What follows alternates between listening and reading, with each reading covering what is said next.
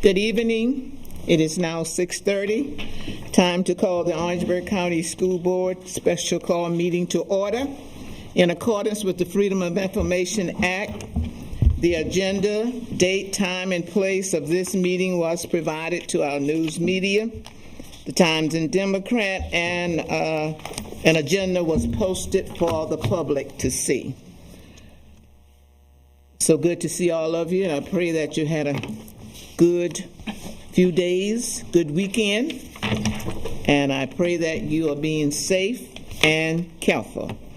And at this time, I ask that we pause for a moment of silence. And let's remember all those individuals in our various communities that are going through sickness, death, and whatever they're going through. Let's remember them in our thoughts and our prayers. A moment of silence.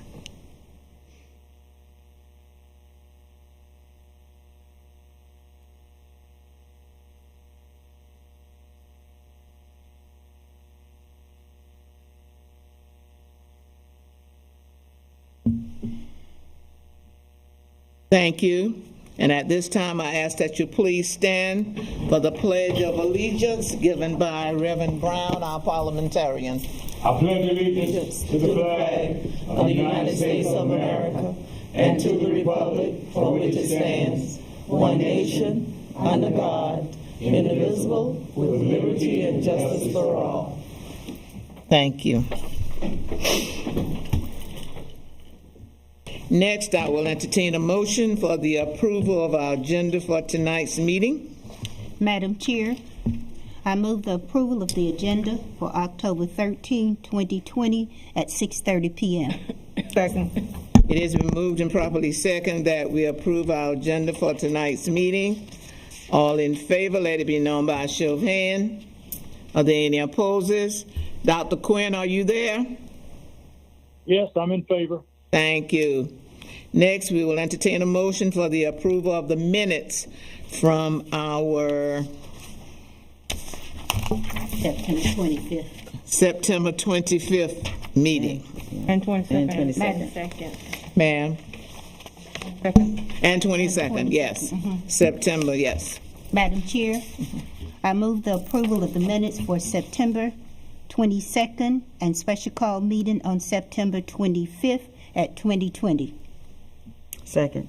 It has been moved and properly second that we approve the minutes for the September 22nd meeting and the September 25th special call meeting. Are there any question or discussion? Madam Chair, Yes, ma'am. for the September 22nd meeting, the request for the employee hearing, did that motion pass or fail? Say that again. I didn't hear For you, Miss. the employee request hearing, did that motion pass or fail? Employee A, Did it pass? or failed? It passed. Okay. For us to hear him. Okay. So there needs to be a correction to the minutes? Okay. Thank you. All right. Are there any other questions, comments, or correction to the minutes? Did we carry it? Okay. All in favor with the necessary correction, let it be known by a show of hands. Any opposers? Dr. Quinn? I'm in favor. Thank you. Okay, next we have information items. Our superintendent's update, Dr. Foster. Yes, ma'am. It's always good to have great visitors here to talk about great people. So with that being said, I'm going to ask Mr. Scott Price, the Executive Director for the South Carolina School Boards Association, and Mr. Chuck Saylor, the President of the School Boards Association, to step forward for a very special recognition for an individual that has done a lot throughout this community and this state. So, and also Board Member Mrs. Omer to step forward as well. Our Region 7 Director. Madam Chairman and Dr. Paul, thank you very much for the time to be with you this evening. It's good to be here also with our Region 7 Director, Mary Ulmer. She represents you and the members of the school boards in the various areas in this region very well. Thank you very much for your service. Thank you. Yes. This evening, we're here to present to you a recognition in honor of Senator John Matthews with the request that you please forward this award to him at your earliest convenience when he's able to be with us. As we were arriving this evening, Senator Matthews reached out to Scott and says that he has a family emergency and was not going to be able to join us.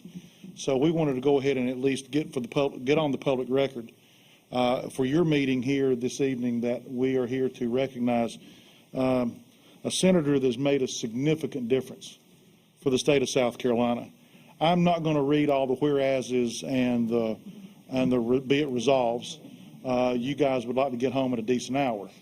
But when you recognize and you look at the body of work that Senator Matthews has brought to not only this community but for the state of South Carolina, he is a gem of an individual. In reading through some of the material as we were discussing this honor, the word statesman kept coming up. And that's the one thing that we are sorely in need of today in our elected officials is true statesmen. And John represents that very well. He's represented Berkeley, Calhoun, Colleton, Dorchester, and of course Orangeburg counties in the state Senate for 37 years, with service in the State House 9 years prior. He is the longest serving legislator and African American lawmaker and the first African American to hold the position of Assistant Minority Leader in the South Carolina Senate. He has served, as you know, as a principal. He has served as a farmer and a businessman within this community. He has been recognized by many people, but most notably, he was inducted into the South Carolina Black Hall of Fame and is a member of the South Carolina State University Distinguished Alumni Award Association. He has served on the Senate Education Committee. He has served on the Senate Finance Committee. That two themselves are rare to have served on both. He has served on the Education Oversight Committee and has served us all as a representative to the Southern Region Education Board. He was very involved in the approval of the Education Finance Act back in 1977, the Education Improvement Act in 1984, and the Education Accountability Act in 1998. But most especially, he's known as a true gentleman, a statesman.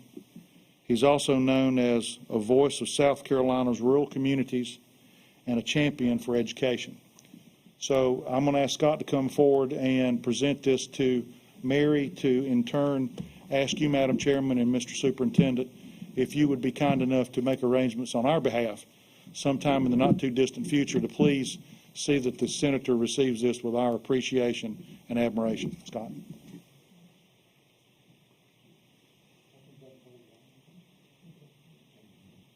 Madam Chair, thank you for this opportunity to be here, Dr. Foster and members of the board and Mary.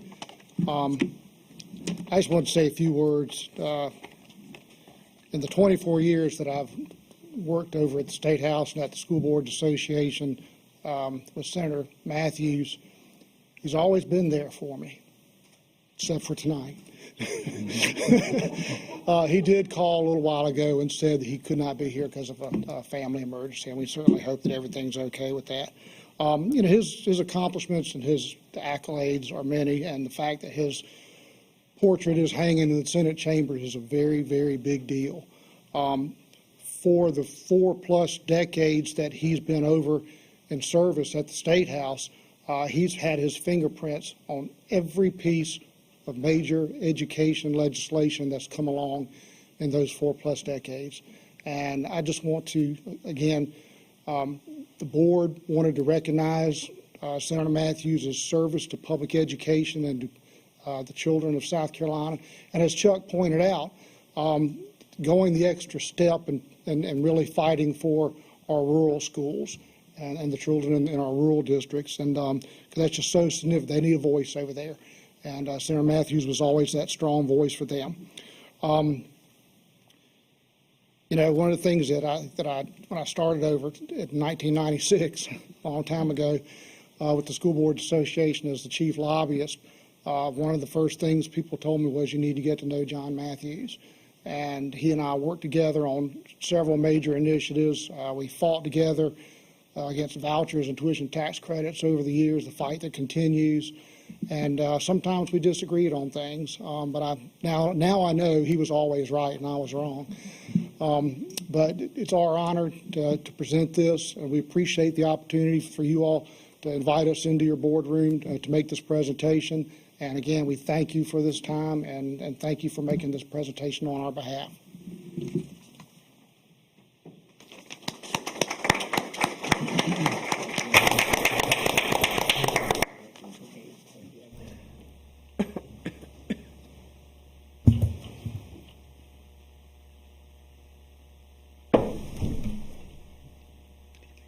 And if I may, we want to thank you for coming tonight.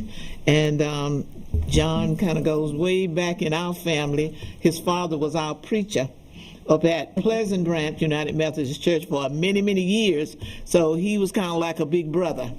So we just glad that you're here, and we thank you for all the work that John has done. Thank you. Thank you very much. Mm-hmm. I thought they wanted to take a photo. Oh, okay. I'd like to ask the chairman and superintendent.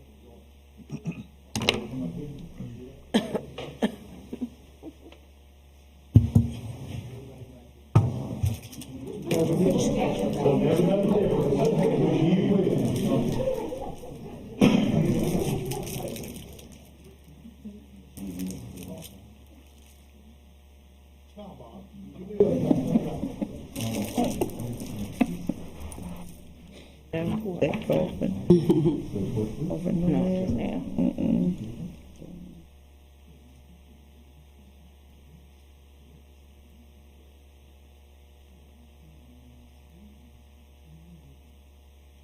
Ms. Olmer. This is a little space right here, John, and not the Photoshop.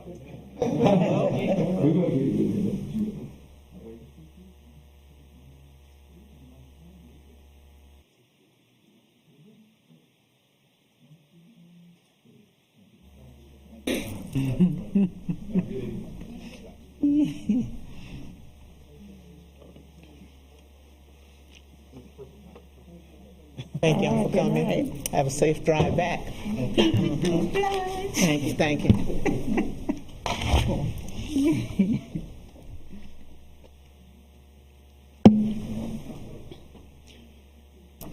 Madam Chair, again, it's always great to recognize great people who've done so much for education, and Sen John Matthews definitely is that individual.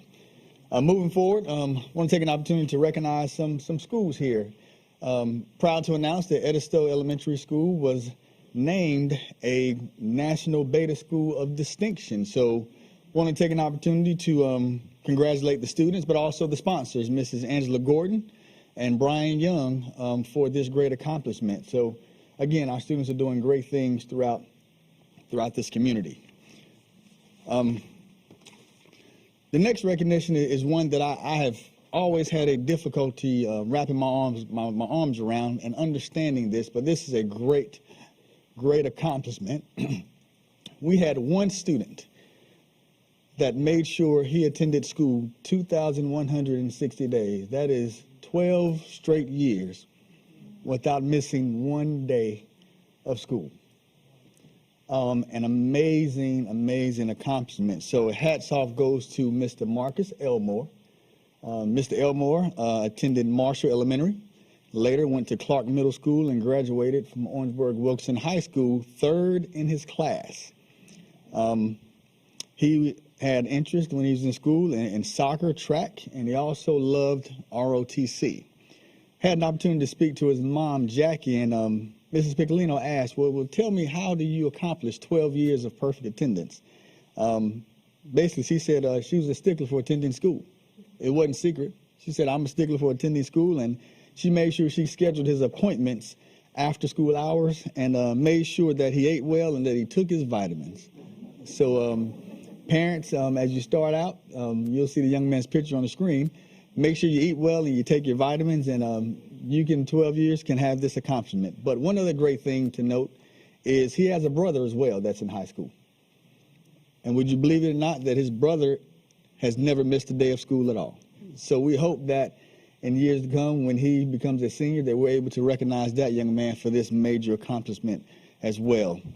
But Marcus is currently at Clemson University, where he's studying computer science, and he wants to be a software engineer. So we just want to take an opportunity to recognize this young man for this great accomplishment. Not many people can say that they didn't miss a day of work, because that's what school was. It was his job. So thank you so much for being a great student and a great model for other students to come. Let's give that young man a round of applause.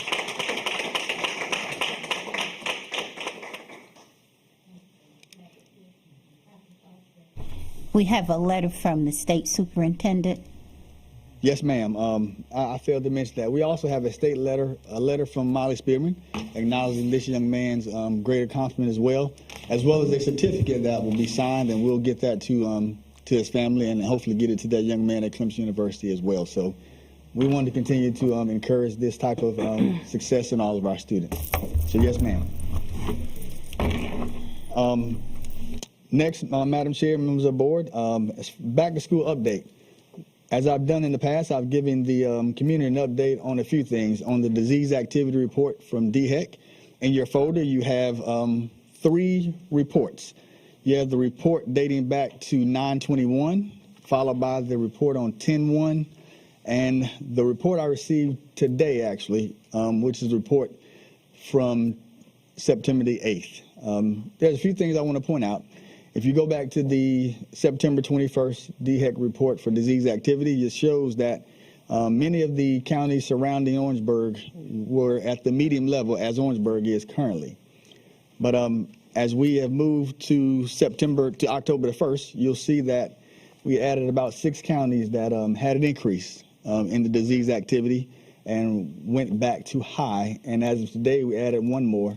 But we're doing things right here in Orangeburg, because we're managing to stay in the medium level as some of the counties that surround us are seeing some slight increases. So I want to again thank this community for their continued support and how we're trying to strategically and methodically move into hybrid education and maintaining the virtual options for those families. So that's a major accomplishment, and it always is good to showcase this community's patience and the outcomes from the decisions that we've made as well. So wanted to share that with this community. Also wanted to give an update in regards to the COVID numbers here in the school district. As soon as I can find my sheet. As of today, we had about 140 employees and or students that were impacted, not all positive, but either had to quarantine or self-isolate. So we're continuing to track those numbers. Not all of those are current active cases. Some of them have been completed. And but through the process, again, Nurse Paget does a phenomenal job of making sure she keeps us abreast and keeps track of these data, along with Mr. Holliday in our Human Resources Department. So and we'll continue to track that information and update our community in regards to where we are with our COVID numbers. But more specifically, to date, we have 69 people that have completed and completely resolved their isolation and or tested negative. Currently under quarantine, we have 5 faculty and staff and 1 student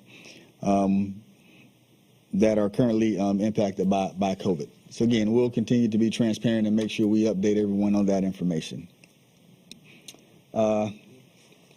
Next, Madam Chair, just a few more so announcements, I believe. Want to take an opportunity to thank Reverend Brown, one of our board members.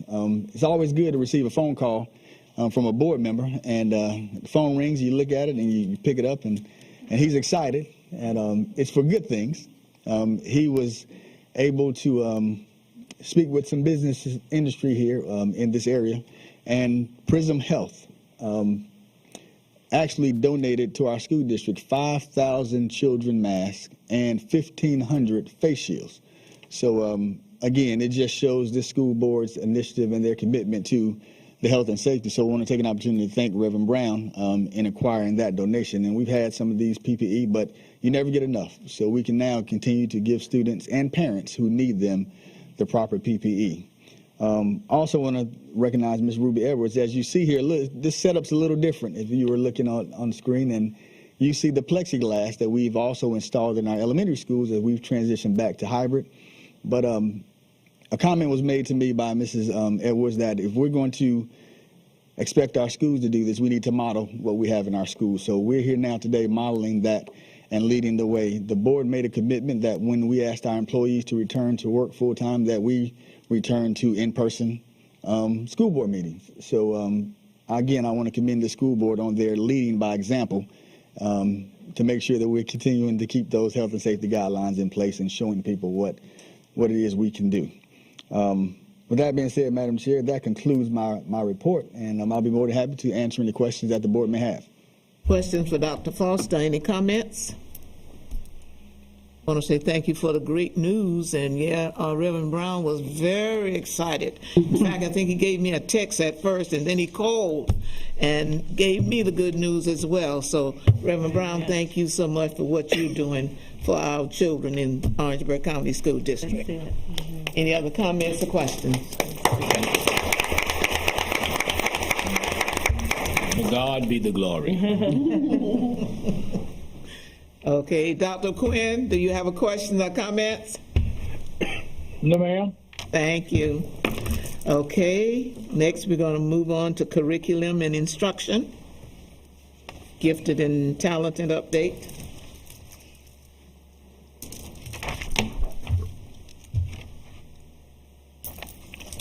Good evening, Madam Chair, school board members, and Dr. Foster. Thank you for allowing curriculum and instruction the opportunity to provide an update. At this time, we will have Ms. Priscilla Hollington, the gifted and talented coordinator, to provide you with an update regarding GT.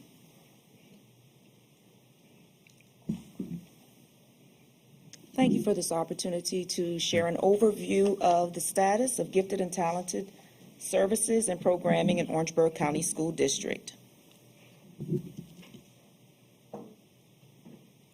First, I would like to give a congratulations to our South Carolina Junior Scholars from 2019 through the 2020. We had an abrupt end to the school year as a result of the COVID-19 pandemic. However, these students received a certificate, a bumper sticker from the State Department of Education. To attain this honor, 8th grade students who took the PSAT and MSQT had to score a 550 or better on the evidence-based reading and writing, or a 530 or better on the mathematics portion of the PSAT. And this is the same exam that is offered to our high school students for scholarships, the merit scholarships. From Carver Edisto Middle School, we had London Reed. From William J. Clark Middle School, we had Shonda Glover and Ricardo Medina. From Branchville High School, Tatiana Bradley, Alexis Canada, Morgan Garrick, Riley Gunter, Jacob Schumann, Lauren Shaw, Riley Schuler, Nicholas Smith, Austin Steiner, Keely Summers, and Benjamin Wimberly. Congratulations to those students who are named South Carolina Junior Scholars.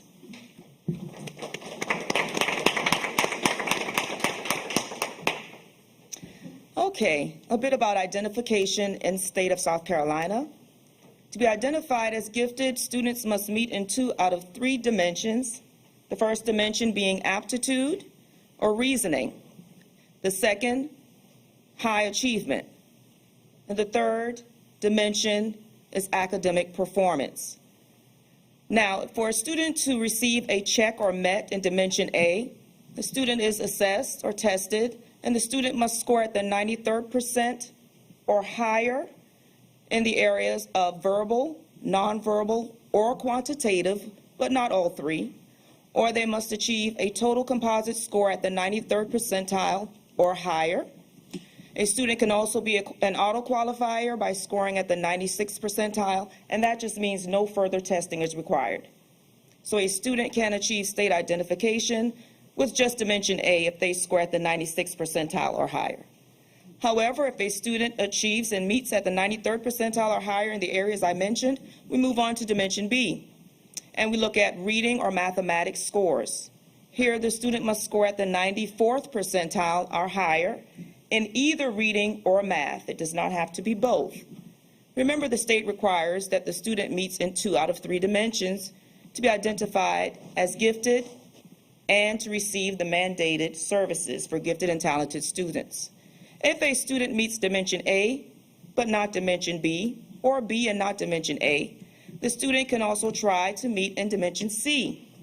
Students in 2nd through 5th grade could take part in the performance tasks assessments that are administered in February of each year. If the student meets the requirements in the primary or in the intermediate level of performance tasks, then that student has met for Dimension C.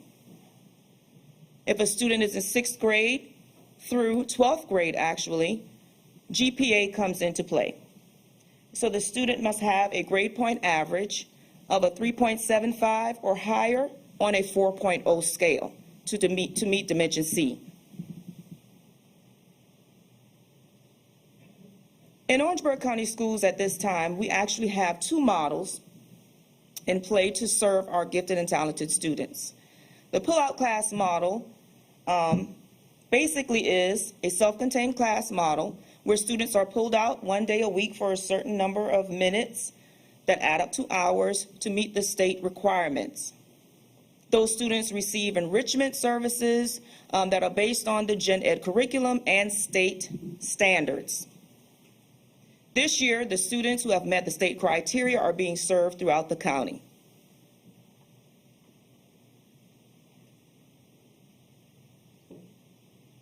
We also have the special class model at 3 sites currently in Orangeburg County School District.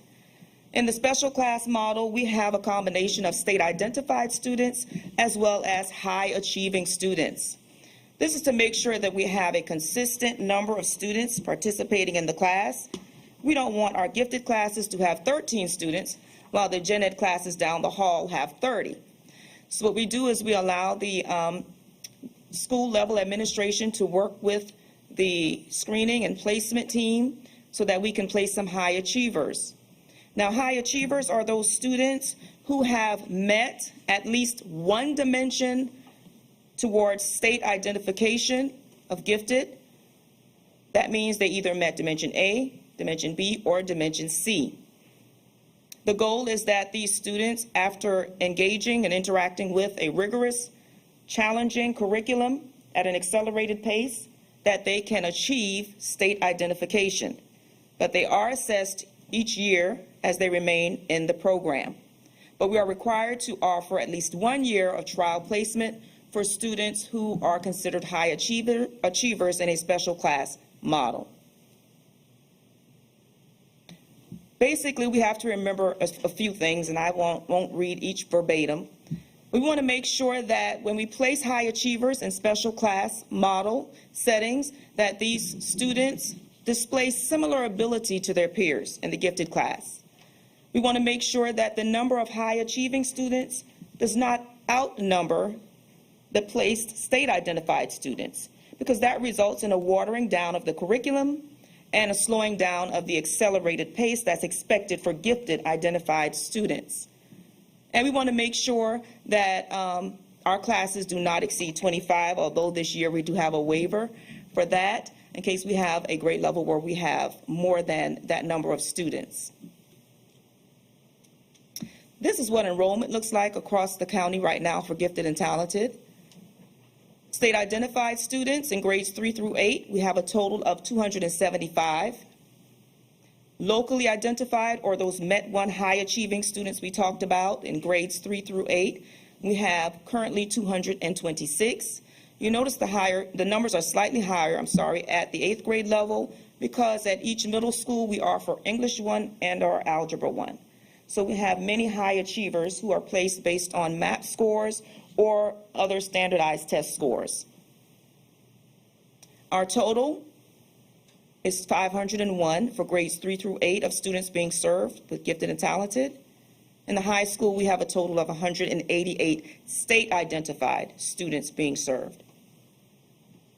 And our overall total, I want to make sure that I say that, of students who are receiving services in the county is 689. Okay. Are there any questions at this time?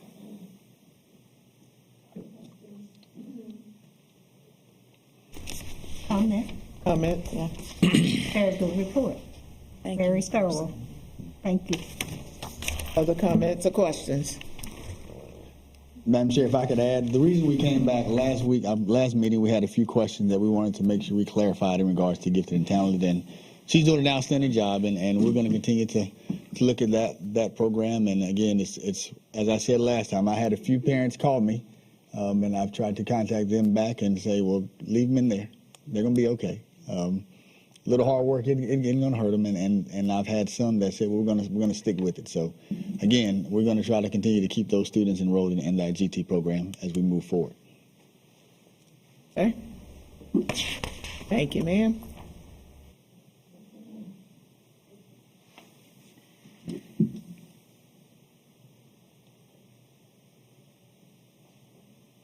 May we please have the remainder? Thank you. I'd like to share now the reentry plan.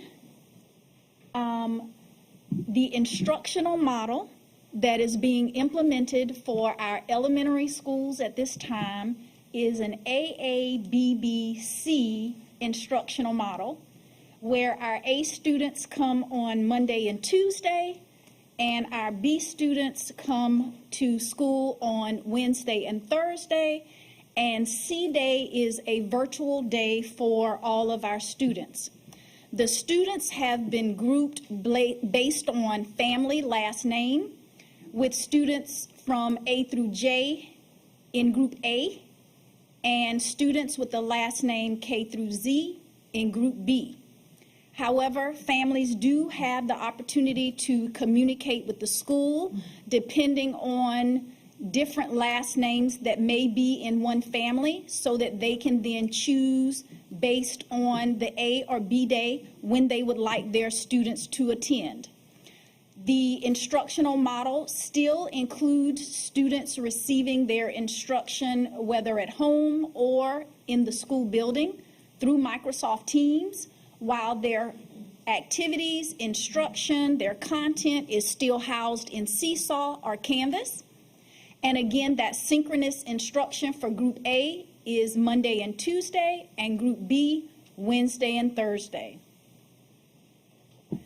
C Day, which is a very important day, just as all the other days, is a day when we provide small group, one-on-one, exploratory, and extra help for our students. And one of the things that we are also reminding our families is that we want students to come to school prepared to provide instruction to students, making sure that their device is fully charged. We also wanted to share the elementary schedule. You'll notice that breakfast is in the classroom, that the day begins at 7:45 with instruction, and dismissal occurs between 1:45 and 2. And then we've also included the teacher planning that is from 2 until 3. While elementary schools are on the instructional model, we thought it was important to still communicate that our middle and high schools are still on the virtual model and are still following the virtual schedule, while our elementary schools are following the hybrid schedule at this time. We'd also like to take the opportunity to provide an update on Orangeburg Online. Families still have the opportunity to use the link on our district website so that they can complete the Orangeburg Online application. We do want to communicate that as of the first date of starting or communicating that we were going back face-to-face with our elementary students, that we have had 369 families to choose to go back to Orangeburg Online rather than being face-to-face in our schools for instruction. 369. Those families, again, that select Orangeburg Online will remain in Orangeburg Online until January 2021. And again, those students who are registered for Orangeburg Online will receive synchronous instruction from their teacher at their home school. We are providing the numbers so that you're able to see for elementary and for middle as well as high, the number of students that have selected Orangeburg Online, as well as the hybrid numbers, and this is current as of today. And then we also wanted to share this exciting news for our staff, for our teachers, for all of our district level team members as well, that the virtual professional learning extravaganza will be held October 26th, which is the district professional development day. The morning from 9 a.m. until 12 p.m. is the district. That time has been scheduled, and teachers will receive all of that information along with other staff tomorrow so that they can begin to register for their sessions. There will be lunch from 12 to 1, lunch on your own. And then from 1 until 3 will be professional learning opportunities at the school level. So 9 to 12 is our district allocated time. And again, teachers will be able, as well as all other team members for both classified and certified, will be able to register beginning tomorrow. And that concludes the curriculum and instruction update. Are there any questions? Madam Chair, can I add something? We've had an opportunity to travel these last 2 days to some schools, elementary in particular. And I'll tell you, our teachers, I just want to take an opportunity to pause and recognize those elementary school teachers who have done a phenomenal job with accepting those students who are coming face to face. Numbers are extremely small. They're able to maintain social distancing, and they're doing an excellent job of having those students at home virtually and sitting in front of them. We know it's a change. We know it's a challenge, and it helps people continue to move forward and push through difficulties and changes when you recognize that they're doing an outstanding job. They're doing it extremely well. They've taken the skill that they've acquired utilizing the virtual instruction over the last 6 weeks, and then they're applying that now back to the face-to-face, which they've been doing for years really well. The smiles on the teachers' faces, the conversations that I've had, they said, you know, the anxiety that I've had is kind of lowered now. I can do this, and they're doing it well. I've had an opportunity they laugh at me, my senior staff, because I wasn't a big Twitter person, but now I have a Twitter page. So I've had an opportunity to tweet out some things, and a picture's worth 1,000 words. A video shows it all. They're doing a phenomenal job. So I just want to take an opportunity to commend those teachers for taking on the challenge, and also being patient and being courageous to put kids first, even when they themselves had some concerns. So I, as superintendent, want to also take the opportunity to thank them for that as we try to continue to steer through these challenging times. So they're doing a phenomenal job. So thank you, teachers.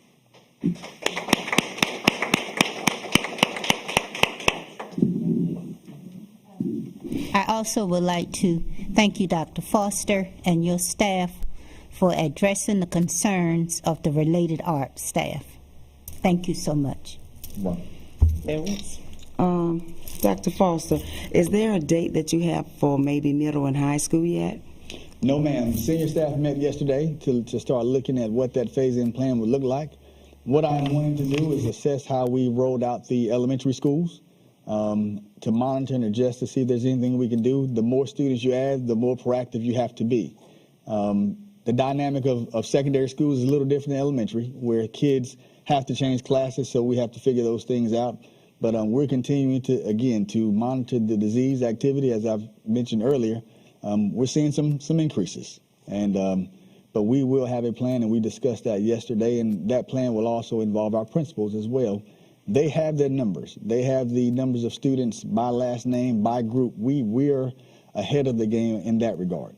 But there are a lot of other dynamics when it comes to transportation and those things that we'll have to put into the mix. So we will continue to monitor that and hopefully have a plan full scale for secondary, but also any impacts or changes to the elementary delivery as well. So that is our goal, is the next time we roll this out, to have a full-scale plan to include all levels.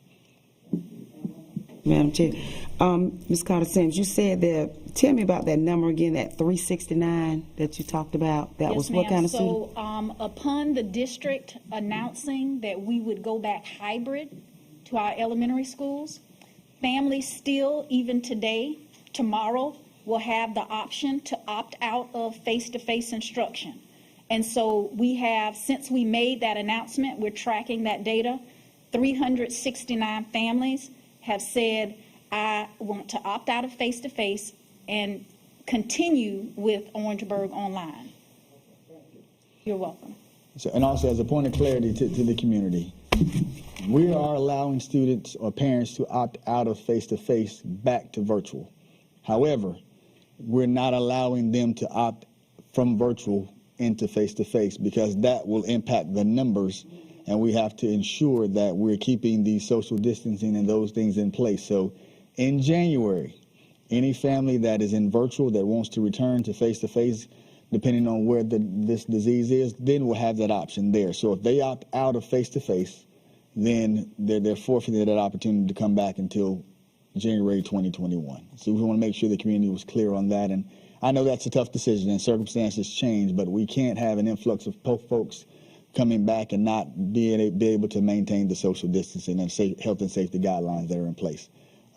It's working. We're keeping things down, and we hope to continue down that path. Other questions? Ms. Omer? Excuse me. Dr. Carter-Sims, late assignments and kids that are not showing their faces during class time, is there a penalty for that? Students not showing their face, Or, what yes. the schools are doing is, Right. of course, that's the expectation, because that's our way of checking for understanding, making sure that the students are receiving the information. So we're encouraging that, but then the school is then calling families to make sure that we communicate that expectation. Yes, ma'am. Okay, that was my concern with the parents were finding out. Okay. Yes, ma'am. Okay. Ms. Holmes, if I can add one other thing to that. Sure. We have to see their faces to make sure that it's them. Yeah, I just want to know whether the parents know about this and the kids might be at home by themselves and they're not showing their faces. So we need to keep the parents informed of this. That's my concern. Yes, ma'am. Yes. And parents, that's a great point. But we want to see their pretty faces. We want Right. to make sure they're there. We don't want And them it's to get on them. their computer, log on, and then go down the street and play basketball or anything. We want to make sure that they're there. So yes, ma'am. Yeah. Parents, please. That is an expectation, and we're going to continue to communicate that and hopefully get them the best education possible. So yes, ma'am.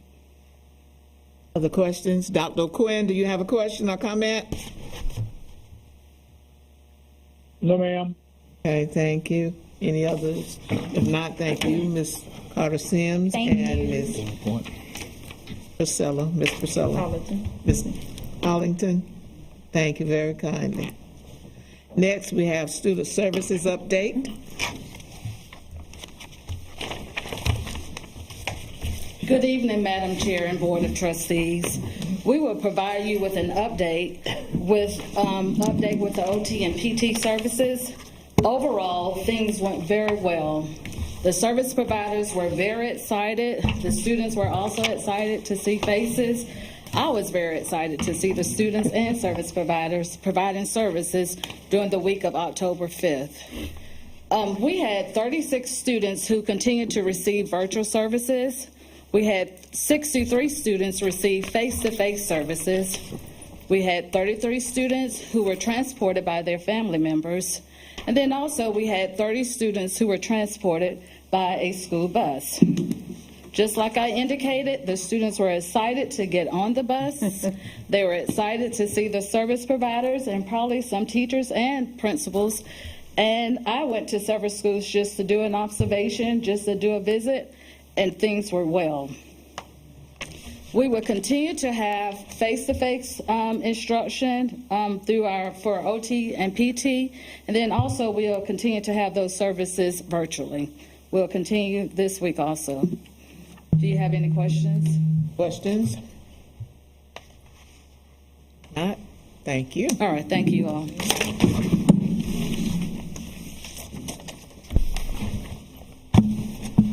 Operation.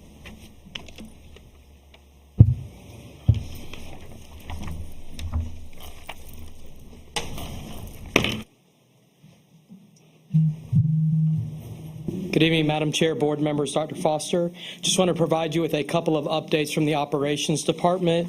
The first one being with our district courier, and the second one on the all-important PPE supplies that folks want to know about. The update on the district courier, he began working on 9/28. He delivers to all of our locations every other day at an AB schedule for him. That allows him to enough time to be able to get across this county comfortably and sort mail, as well as get things delivered to the school. So things have been going well. We've been hearing that it's been well received by the school locations. And just as a reminder, this was not a new FTE that we created, but this was transferred from one of our grounds positions that we had previously. And so this position did not add anything to our general fund. Are there any questions in regards to the district courier? Thank you. All right, I'll move on to, I have the second point. Okay. Dr. Brunson had a question. Dr. Brunson. Yeah, I just wanted to ask, is that person traveling via district vehicle? Yes, we have. We had a position that we no longer have, and that person had a van, and so we transformed that van into the delivery van. Okay. Good. Yes. All right, to bring you up to date on our PPE, if you saw the T&D over the weekend, they did a great article highlighting all the things that we're doing to make our classrooms and schools safer, and so we want to thank them for that great article. The plexiglass has been installed at all of our primary and elementary schools. When I made this slide, it said that we would begin the high school and middle school installation over the next 2 weeks. That has already finished, actually. That was delivered on Friday morning, and those have been delivered to all of our schools at this point. Our floor and wall signage is installed at all of our locations. We actually just ordered some more floor signage because we know that those stickers will start getting torn up as buffers run over them and as feet continue to walk on them. So we just made a reorder so that as those things need to be pulled up, we'll have fresh floor signage ready to be put down. Our wall-mounted hand sanitizer stations have been installed in all of our classrooms, as well as throughout high traffic areas in our schools. Each of our locations has received the following items, and they've distributed those to the staff and students. They have masks, both the cloth and the disposable type, face shields, gloves, cleaning supplies, wipes, the backpack and handheld sprayers that allow us to disinfect a room really quickly. And over at Marshall, he gave a great demonstration for the T&D on how that works, and that was a great picture from that newspaper article. We also have isolation gowns we delivered and goggles, as well as respirator masks for different areas and different groups of people that need those within their work. Transportation Department has received items for staff and students, including hand sanitizer for all of our buses, disposable and cloth masks for students, as well as the cleaning supplies and those disinfectant sprayers for them to use each time they complete a route. They'll spray their bus down before they go and pick up more students. And we are currently looking at right now the potential for some UVC lighting. We want you to know that we look at, as new products come across, we are looking into them to see if they can be beneficial to our facilities and to our students. Are there any questions regarding either of my updates this evening?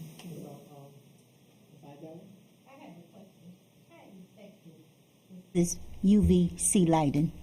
That's what we're currently looking at it right now. I went to a presentation last week. It has been used in hospitals in ICUs for probably 30 years, and we are looking at some smaller model units of it that cover about 400 square feet within a classroom, and then there are some handheld ones that can be used to sanitize. So we're having to make that decision as to whether or not it is effective based on the recommendations from groups like ASHRAE and CDC and those folks. If they give their approval to the product, then that is something that we will definitely consider. Thank you. Other questions, Ms. Edwards? Yes, Mr. Grant, I don't have a question about what you just talked about. I have another question. That the custodial staff, I received a call where some of the custodial staff were thinking that there might be a replacement of them or something like that. Is there something you can tell us about that? I didn't have any information to give them, so I just thought maybe that would be something you could talk about it you know how people get upset and worried, and I just wanted to make sure that was something that they could hear you talk about and would feel better about. No, ma'am, there is no talking or consideration of replacing custodial staff. I mean, with a company coming in to do that job. Maybe I need to say it that way. No, ma'am, we have not had any discussions about that. Okay. We did that with our maintenance, I think that's the lawn probably where it service. came in at, but Yeah. this was something that they were No, worried ma'am. about. No, we have not had any discussions about that. There's been no conversations. All right, thank you. You're welcome. Other questions or comments? Not, thank you. Thank you. Next, we have financial update. Good evening, Madam Chair, Board of Trustees, Dr. Foster. Thank you for allowing me an opportunity to share some information regarding an upcoming procurement workshop that we'll offer to our vendors. This workshop will be for both potential and current district vendors. During the workshop, we'll provide information about how vendors can be added to our current vendor listing, how they can participate in future district procurement opportunities, and how to obtain information regarding upcoming bids and proposals. We'll also discuss with them how to properly submit a bid or proposal. At this workshop, we'll have a representative from the Office of Small and Minority Businesses there to discuss how they can become certified as a small or minority business. They'll have the information packets available, and they'll be available to walk them through the submission of that packet. So the procurement workshop will take place on October 22nd at the Clyburn Center at 10 a.m. We will have it in person, face-to-face, and we'll have an opportunity to practice social distancing, but we will also record this session so that they can access it at a later time if they're not comfortable with coming into the workshop. So again, the workshop will take place at the Clyburn Center, October 22nd at 10 a.m. Again, we will have that recording available on our district website in the Finance Department section. Are there any questions? Yes, ma'am. I'm pleased to see that we're having these workshops, and especially for the minority business, because we are obligated, is that right, for 10%? I'm not sure, Dr. Foster. Minority business, but a lot of them do not know how to go about applying Okay. and how to get the certification. And I'll follow up on the requirement with you. Okay. But yes, it will be available for them to be certified through the state. Right, So we okay, yeah, definitely through want the to offer state, that right. information. Thank you. Madam Chair, members of the board, I like to add and thank Finance for this recommendation. It is always our goal to support this local community, especially during this time. However, we have to make sure that we're doing things on a equal playing field and in the spirit of fairness. So this is open to anyone.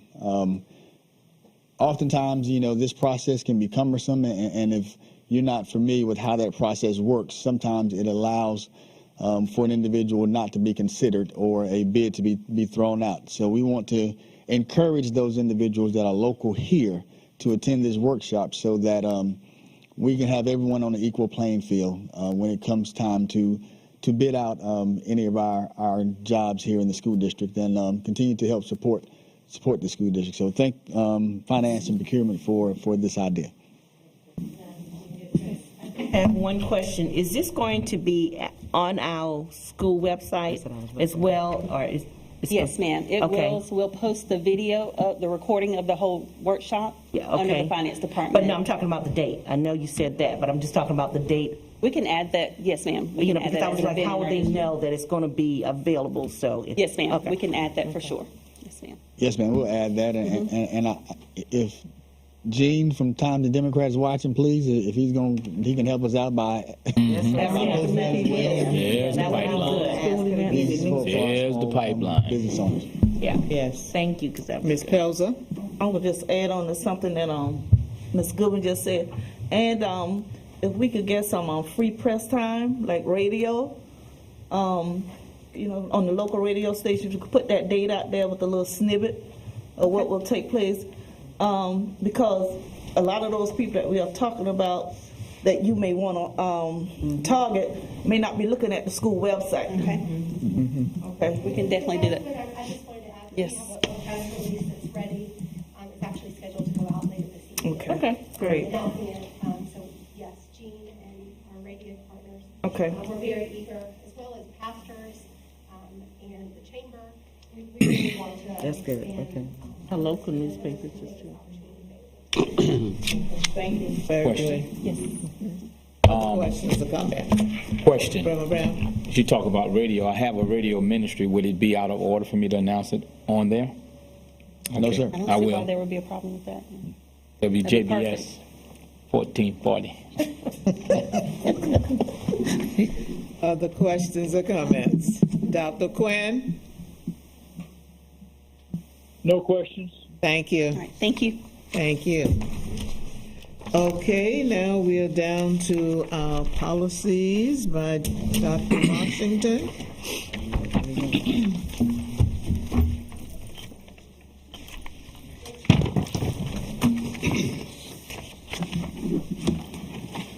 Good evening, Madam Chair, board members, Dr. Foster.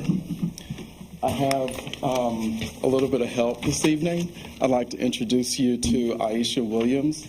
Aisha is the assistant principal at Ellery Elementary and Middle School, and she is in graduate school at South Carolina State University. And this semester, she is doing an internship on the superintendency, and as a part of her requirements, we've been working together this past week, and she was with us yesterday in cabinet, and so she is going to present the policies that you all received a couple of weeks ago for the second and final reading. So if there are any questions, she is ready to answer all of them. I'm joking. But please encourage her, and let's give her your support. Thank you. Good evening. Good evening, Chair Dialer, Board of Trustees, and Dr. Foster. By way of background, as you recall, in the process of reviewing policies and introducing new policies and revising existing policies, tonight I am bringing to you school board operations and governance policies for the second reading.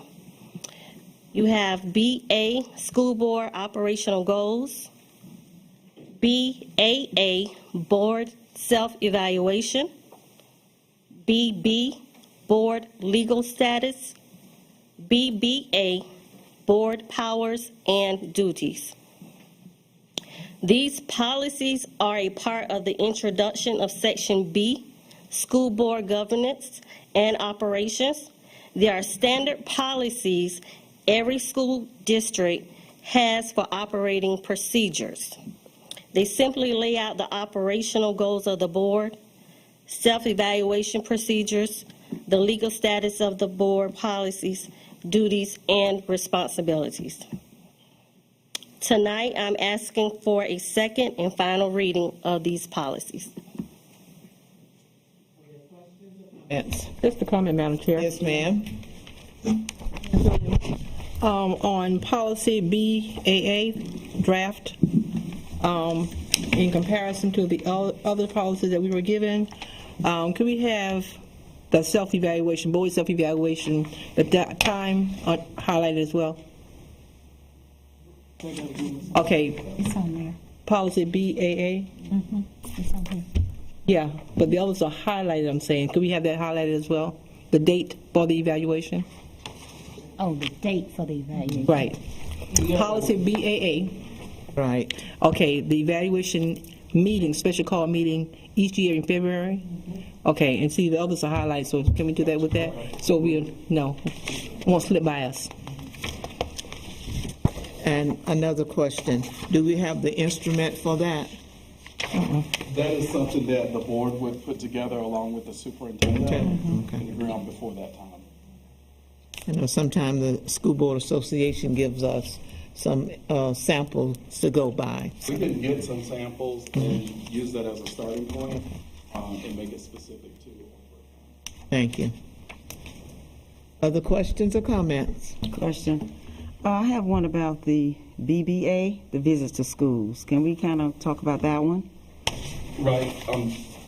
BA, the visits to schools, in the standard policies, it says that any board members that wish to go and visit schools will coordinate that with the superintendent and the principal. That is in no means of asking for permission or anything like that. It's simply a line of open communication, just to let the superintendent know, I'd like to go by a visit, or I went by XYZ school yesterday or this morning to visit, just as a courtesy.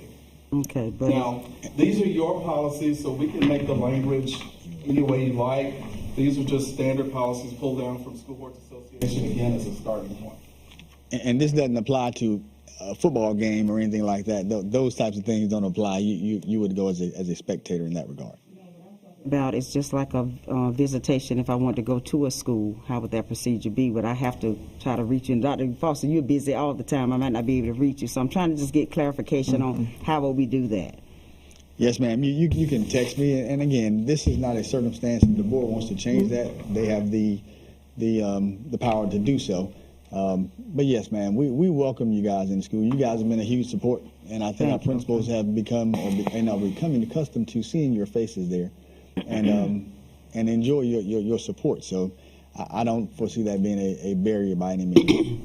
So maybe if we can make it, because it's just kind of, maybe it's just me, but if the way we can make it a little clearer, it just seems like it's not clear to me. That's why when I read it, it kind of wasn't clear. We can do that. Okay. Hey, Reverend Brown. Question. I guess what Ms. Evans was saying, I heard Dr. Washington say, but it's not in here. He said you could either call prior to or contact after going to school. Right, and again, it's just an open-ended type of communication, just as an FYI. Yeah. We can make the language say anything that would be the will of the board. If you all want to discuss that, this would be the time to do that, and I can add the language in and bring it back, or shoot it to you all after this evening. What's the pleasure of the board? Ms. Pelzer? Yeah, I think I have a question. I don't have a problem with the notification if I want to go visit a school. And I'm assuming these policies are pre-pandemic, right? Okay, now, once we go back face to face, and I'm assuming that there will probably be a number limit, then I think this would be necessary in the event that the schools have reached their capacity and you don't want anybody else in the building. I'm just thinking pandemic right now. You know, that's what I was thinking about. So I'm thinking well, even if it wasn't a pandemic, you know, it's just a common courtesy. If somebody's going to come to your house, you might want to know that they're coming to your house, because you know what we do? We look out there and say, they didn't call me, I'm not going to answer the door. You know what I'm saying? I think it's just a common courtesy. Dr. Bronson? Yes, and I understand perfectly what Ms. Edwards is talking about, but you know, having served as an administrator, sometimes a visit from a board member can be disruptive in a school. And so, you know, I didn't have a problem with the way that it was written, because I do believe that it's just common courtesy to let a principal know that you're just going to stop by, even if it's just for, I mean, it's always for an informal visit, but just to let them know that you're going to be on the campus, you know, reporting to the office to let them know that you're there. And then I think it's just common courtesy to let the superintendent know that I'm going by to visit a school this morning. I've made arrangement with the principal, but I think that, you know, I think that we need to do that. Madam Chair, I guess what I'm thinking about is I don't have a problem with the stopping by, you know, when you're going in and you sign in and that kind of thing. I'm just thinking I just may be out one day and I ride by Sheridan. I may want to go in Sheridan. And so, you know, I don't know if I'm trying to make sure that I won't have to call to say that. And if a principal is busy or anything, I don't want to disrupt the school or anything like that. And it's not where I would try to go for a gotcha kind of thing. I just like going into schools, you know, visiting, because I'm really concerned about the children. And so I would never go to try to be, you know, a gotcha situation. So I guess that's what I'm trying to say. I want to make sure that we are free to do that. I have no problem with letting the superintendent know that I did stop by or I went by. That's not what I'm saying. So I guess that's what I'm trying to get. So it just kind of. I think we in that discussion we also said that you were to be escorted through the building by the principal, so you don't know if the principal is busy or not. And these days and time, principals are very busy. So it really could be an interruption if you just dropped by without letting them know that But you need to do that. I guess I'm also thinking too about parents, because parents can do that also. Not doing pandemic, of course, but parents can always just drop by. They may not get to see everyone they want to see, but they at least will see the principal. I guess I'm just trying to make it so that we are free to do that in a way that it just doesn't make it where if I can't reach you, that kind of thing. And I know Dr. Washington said that, but I think I would like it better in the policy. What I can do is for an administrative rule, because that's exactly where this would follow, and that would just sort of lay out the procedure of what to do if this and that type of thing. I can bring that back and share with you all. So, Madam Chair, that was going to be my recommendation. This is the policy. It's the umbrella. We'd be more than happy to establish an administrative rule with a few more details for the board to consider that will fall within this overall policy. Okay. Any other comments? So you want to pull this one, or you want us to go ahead on and approve it as second and final reading? Yes, ma'am. My request would be to go ahead and move forward and allowing us to bring back an administrative rule that works in conjunction with this policy. Okay. That's good. Is that okay with other members of the board? All righty. Okay. There are no other questions or comments. Dr. Quinn, do you have a question or comment pertaining to these policies? Second and final reading? No? Okay. No, ma'am. All righty, thank you. At this time, we'll entertain a motion for the second and final reading of policy BA, BAA, and BB, BBA, and BE. Not BE. Not BE. Not BE? Okay, not BE. Madam Chair, Yes, ma'am. I make a motion to accept the district administration recommendation and approve policies BA, School Board Operation Goals, BAA, Self-Evaluation, BB, Board Legal Status, and BBA, Board Powers and Duties, and the second and final reading. Second. With the necessary wording. Okay. Did we get a second? Administrative rule. Administrative rule. It was moved. There was second? Who seconded? I'm seconding. Reverend Brown, you have it, Ms. Marie? I think they requested administrative It has been moved rule, and properly right? second that we received the administrative recommendation and approved policies BA, School Board Operations Goals, BAA, Board Self-Evaluation, BB, Board Legal Status, and BBA, Board Powers and Duties for second and final reading. All in favor? Let it be known by a show of hands. Any opposes? Dr. O'Quinn? I'm in favor. It has been moved and properly second that we accept these policies as our second and final reading for tonight. Thank you very kindly. Let's give Mrs. Williams a round of applause. Thank you, Ms. Williams and Dr. Washington. Okay, Dr. Washington, you have another one? Yes, I have a couple of more items. The next item, I've got an opportunity for some discussion. We have two policies, BD, which is the organization of the board, and BE, which is board meetings. Those are the titles. And for the election of board officers, such as the chair, vice chair, secretary, parliamentarian, these offices are voted on every 2 years. In policies, officers serve a 2-year term, and the two policies that are in front of you, one indicates that these elections should happen in November every 2 years, and in another policy, one indicates that these elections should happen in January every 2 years. So I brought both of them for you, and I've highlighted the dates, and so I'd like to bring that forward for some discussion so that I could get this clarified and nailed down as we're approaching November next month. Discussion, questions, comments for Dr. Washington? Madam Chair. Yes, sir. Comment. I mean, for me personally, I think the fourth Tuesday in November is appropriate, being that whenever we have elections, it's going to be in November. You know, because if we go January, that means you're going to operate for a couple of months without organizing. Okay, anyone else? Thank you, Reverend Brown. Any other comments or questions on that? Madam Chair. Yes, ma'am. I would say January. Why? Because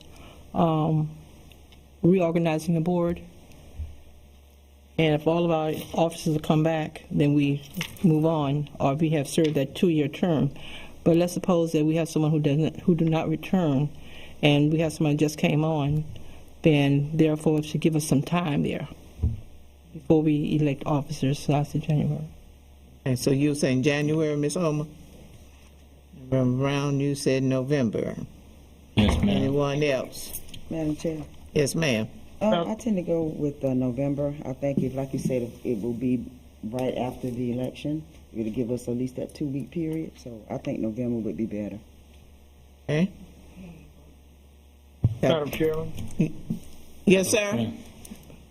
I would say November because I think that the new board members, if elected, take office the first board meeting after the election or something like that.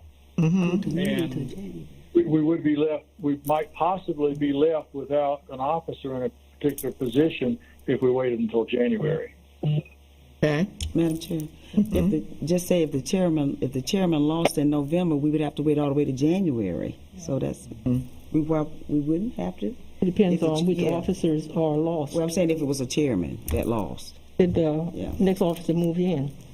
What was that, Ms. Olman? I said then the vice chair move on, and then the secretary. Yeah. But it's up to the board. I'm just saying. Dr. Brunson? And that was my question. I was thinking January. We're elected in November. Right. But you actually don't take. We came in January. Did we? We got sworn in November. We got sworn in November. Yeah, I'm saying we got sworn in November. But aren't those people, the people rotating off, they leave November? They would begin right after the election. Once the votes are certified with the state. They would take. I don't know why I'm thinking that. You're thinking about the presidency and other places. Oh, okay.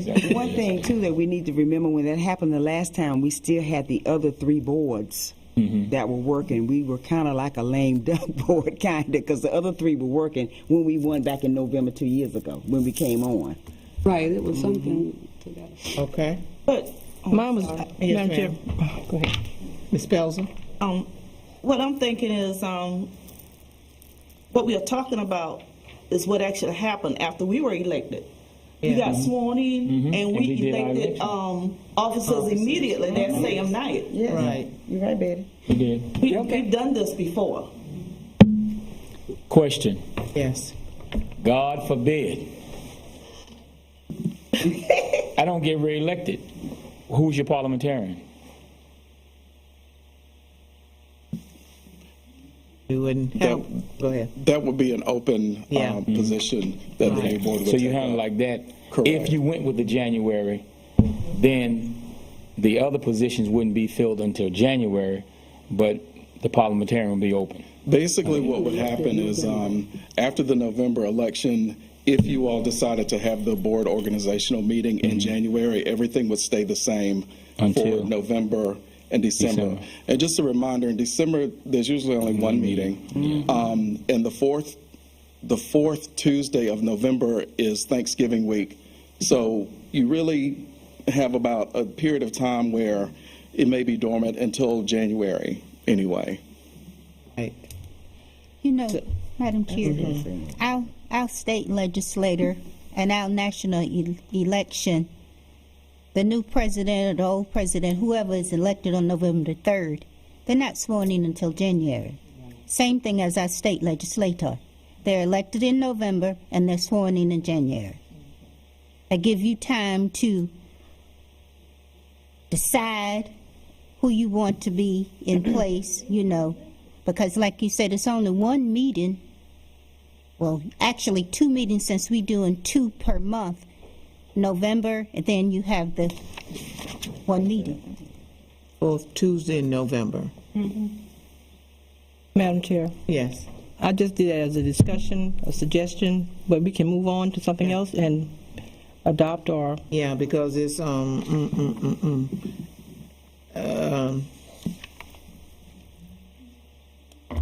this would be first reading, right? Correct. Yeah, first reading.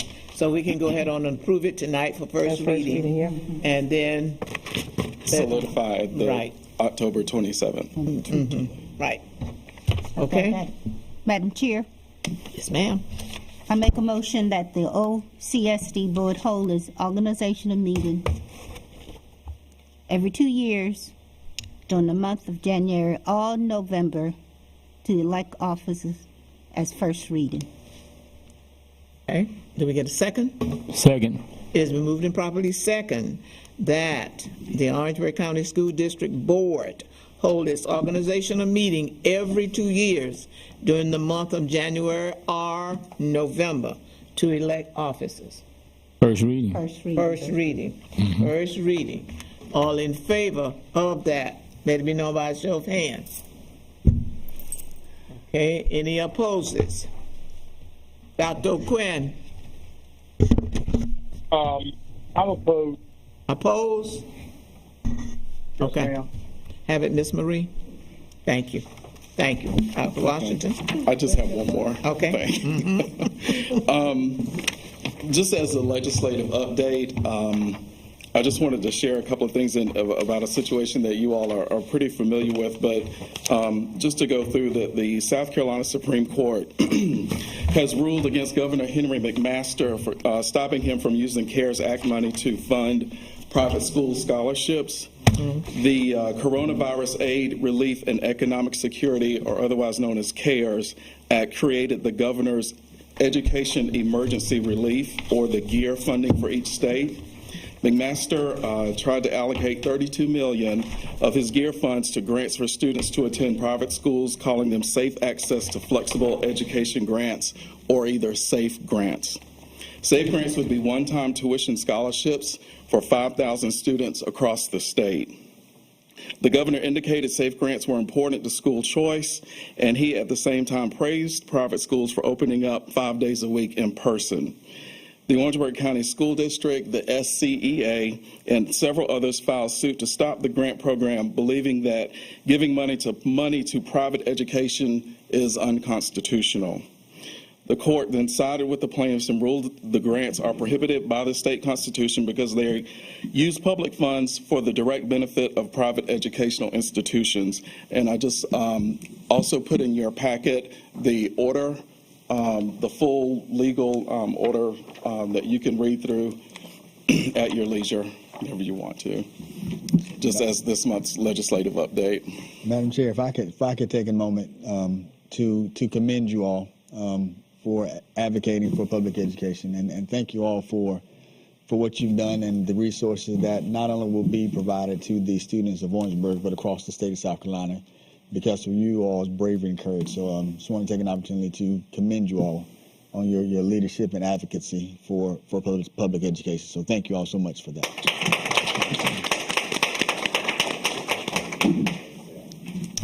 You think he's going to appeal, did you think? You think they're going to appeal that? He indicated that he would, so we'll see. Time will tell. Madam Chair. Yes, ma'am. I would just like to let our board members know and the citizens of this great state that we made national news on the National School Board Association what South Carolina and what Orangeburg County did. So we need to be commended. Yes, thank you so much for that. Thank you, Dr. Washington. Have another one? No, I'm done. Okay. All right, we are now down to communications.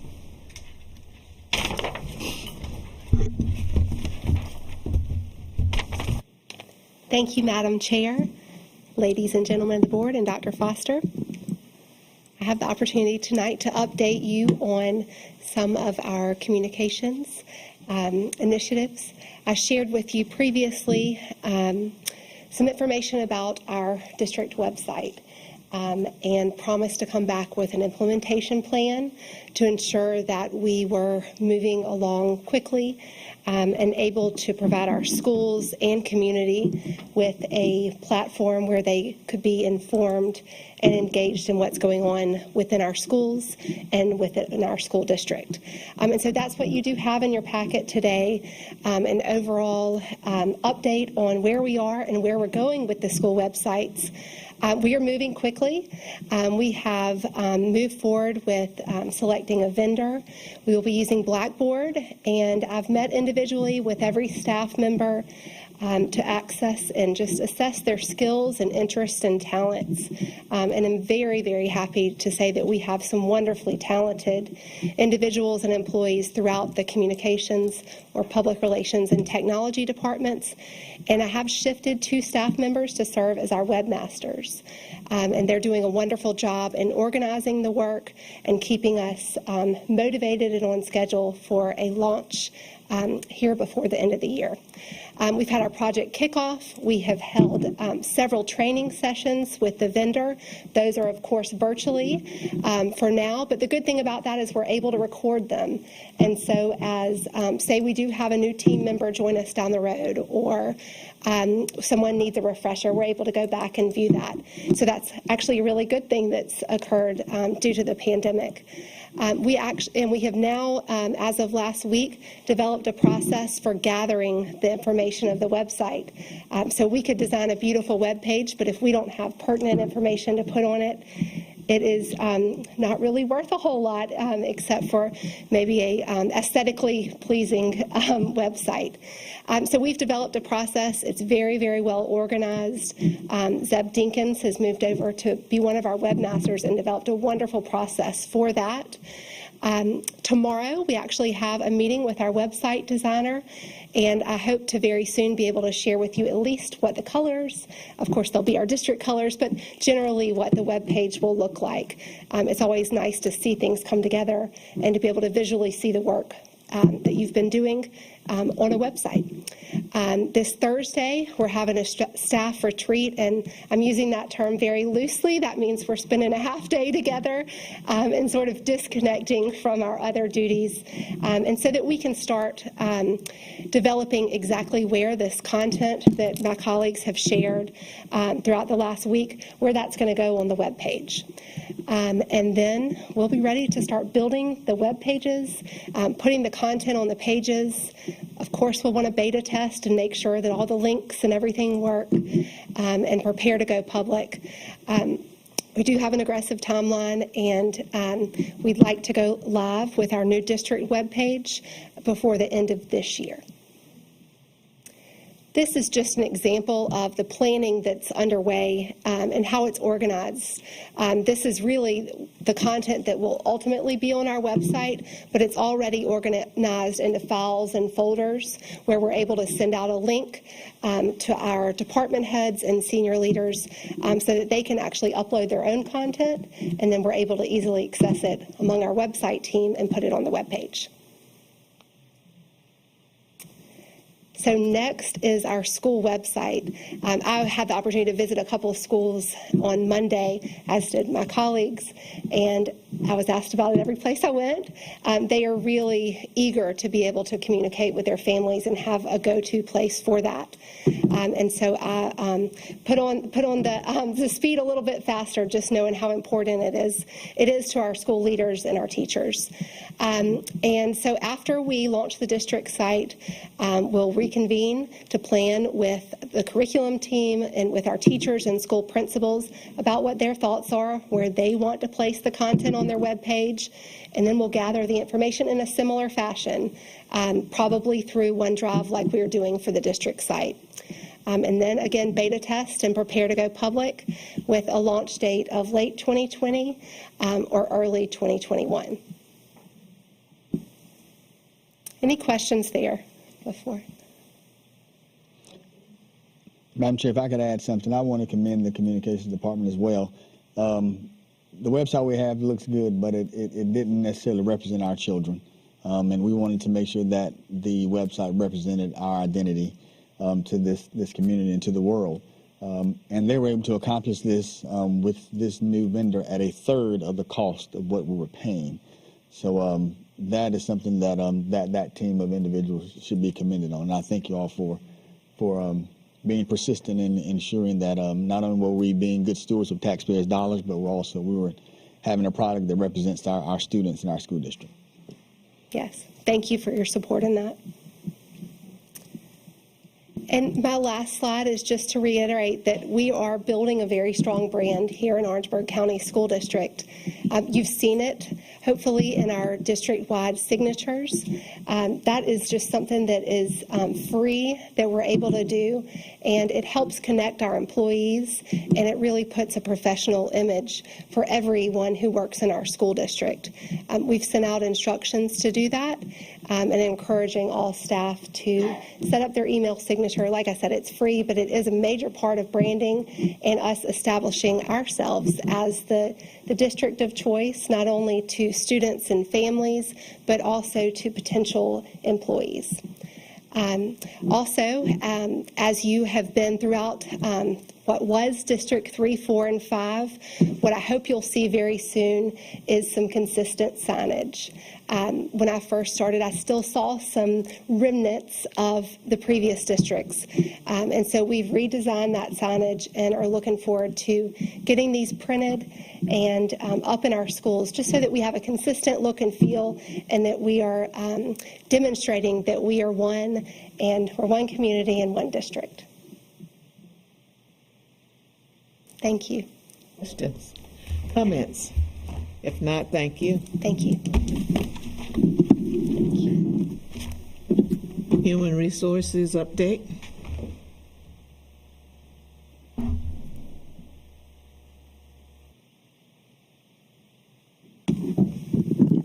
Good evening. Board Chair, Ms. Tyler, Orangeburg County School District Board of Trustees, Superintendent Dr. Foster. Briefly, and for the board's information, we have solicited proposals for substitute staffing agencies. We haven't made any decisions on whether we will use these agencies or not. But if we are going forward with using them, we want to have those proposals available for future considerations. So that's just for the board's information. Any questions? Questions? Yes, Ms. Pelzer. How many agencies are you considering?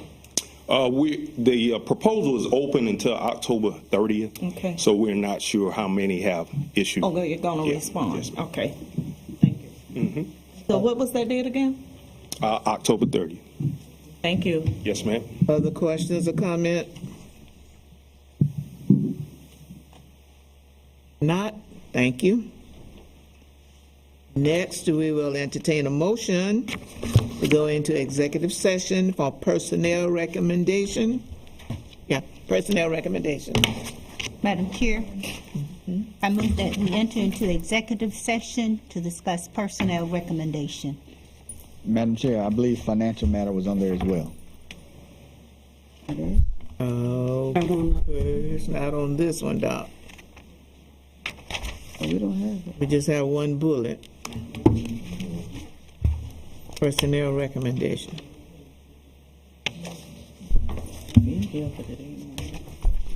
Financial?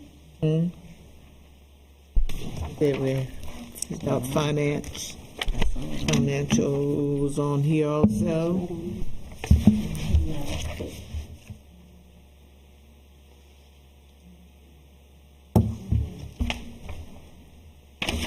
Okay, we had that already, but you wanted to come on the executive session. Not under there. No. It's just personnel. So add financial. Add financial. Mr. Parliamentarian, we should have amended at the beginning of the meeting, right? Yes, ma'am. But if I'm correct, if the majority of the board is in agreement, you can amend it at this time. Okay. We're operating by Robert Rules of Orders. Yes, sir. Are you okay with that, board members? It's really in your hands. You can. Mm-hmm. I mean, you can do it, but you can't just amend it. It has to come before the board Exactly. and be agreed by the board. Right. It has to be a motion. Yes, sir. Financial update. Okay, so can we entertain a motion at this time to add financial update, you said, Dr. Foster? Financial information. Financial information? What was it, Dr. Foster? Financial matter. Financial Financial matters. matter. Okay. We came by. Okay. I don't know, so that's why. Huh? I didn't think you could do it. Well, I was looking in the policy, and our policy says that we operate by Robert Rule of Orders. I know that front was in backwards. Church, that's what we operate in the church. Yes, we can. Okay, so, But it has to be done in a motion. yeah. All right, at this time, I'll entertain a motion to add financial matters for executive session. Madam Chair, I move that we go into executive session for personnel recommendation and to add financial matters as we enter into executive session. Second. It's been moved and probably second that we go into executive session for personnel recommendation and to add financial matters. Are there any questions or discussion? If not, all in favor, let it be known by a show of hand. Marie, you counting? All in favor, let it be known by a show of hand. 1, 2, 3, 4. Dr. O'Quinn? I'm in favor. 5. Okay, opposes, let it be known by a show of hand. 1, 2, 3. Okay. So it has been added.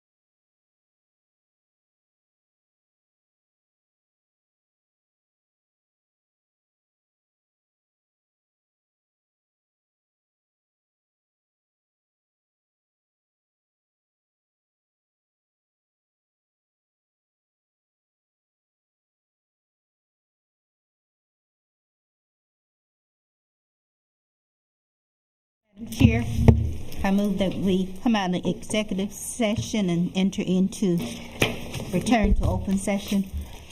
Second. It's been moved and properly second that we come out of executive session and return into open session. All in favor, let it be known by a show of hand. Any opposes? Dr. Quinn, you there? I'm in favor. All right, thank you. Okay, at this time, any action coming out of executive session? Just want to make it known that there was no action coming from finance. Financial matters. Financial matters. No action coming from financial matters out of executive session. And at this time, we'll entertain a motion for any other personnel recommendation. Madam Chair, I make a motion that we approve the recommendation for personnel employment. Second. It's moved and properly second that we approve the personnel employment. Are there any questions or comments? If not, all in favor of approving the personnel recommendation, let it be known by a show of hand. Are there any opposes? None. Thank you. Are there any announcements? Announcements. I think we got something today about the meeting that's coming up October 29th in Columbia. Some of us are going to Columbia. Yeah, there are several places, I think 3 Yeah. I choices would here. go to Columbia. Columbia, on the 29th. Somerville. Right. How many persons have been registered? I know Miss Edwards, Miss Goodwin, and Reverend Brown, Mr. Marie, and Miss Olmer, you registered, and Miss Pelzer, you're going to Somerville? Yes. And you're going to Columbia, Miss Idola? Columbia. Columbia. Columbia. Yeah. Oh, yeah. But anyway, they sent us some questions that they want us to be thinking about when we come to the meeting on the 29th. So make sure you look at those questions or comments as to how the coronavirus has impacted our school district. I know that was one on there. I can't remember the others right now, but there were about 3 or 4 that they want us to come with some answers or ready to discuss when we get there. Okay? And other comments or questions? If not, our next meeting will be October 27th at 6:30. Ms. Marie, did you send a list of our board meetings to Jean? Now, is it Jean at the T&D? Please send him a list so he'll know when we are meeting. Send him a list of all our board, because we approved the board meetings, right? When we would be meeting. So just send him that list, please, ma'am. Thank you. If nothing else, we'll entertain a motion to adjourn. Madam Chair, I so move that we adjourn at this time until our next meeting, scheduled meeting in 27th at 6:30 p.m. Okay. Second. Moved and properly second that we adjourn this meeting tonight. All in favor, let it be known by a show of hand. Thank you very kindly. Make sure you have a safe drive home. Thank you. Thank you.